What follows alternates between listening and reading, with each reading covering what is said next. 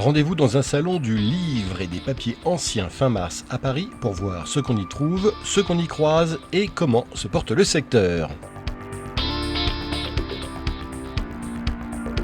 Alors, pour le néophyte, le papier ancien, c'est principalement les cartes postales et les affiches, deux domaines de collection très prisés, mais il y a aussi les livres et les revues, autre secteur de choix et même de premier choix pour ce qui concerne la nostalgie en matière de littérature masculine. Enfin, littérature.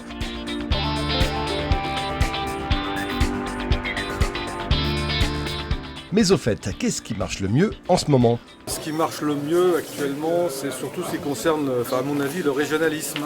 Les gens cherchent beaucoup leurs racines, donc aussi bien des cartes, des livres, des objets divers. Disons qu'en Bretagne, par exemple, il y a beaucoup de collectionneurs de cartes postales, il peut y avoir des livres, des cartes géographiques, il y a des revues, et les Bretons sont très collectionneurs en général, par exemple.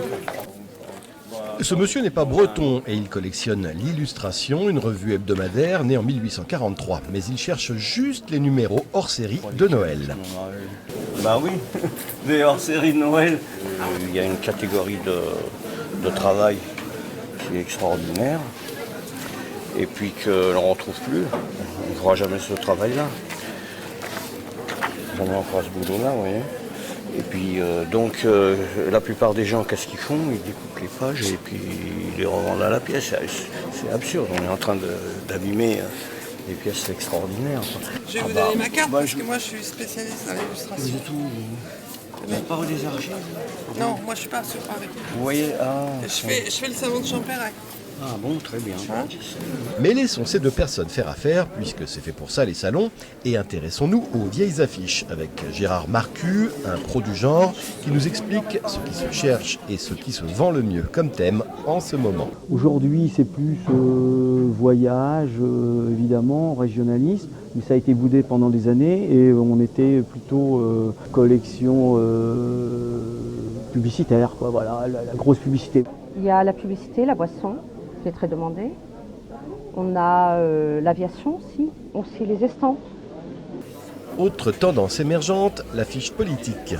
La fiche politique, ça vient, ça commence à venir, voilà. Et 68, tout ça 68, ça vient. C'est vraiment up-to-date, là. C'est vraiment un peu la mode. C'est un peu branché.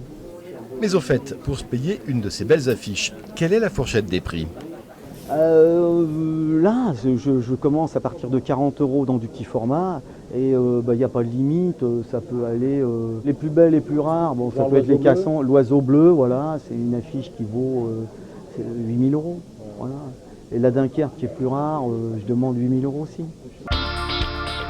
Sachez pour finir qu'à ce prix-là, les affiches sont entoilées, c'est-à-dire collées sur une toile par l'intermédiaire d'un papier spécial, généralement du papier japon. Le résultat est solide et peut être ensuite encadré sans danger.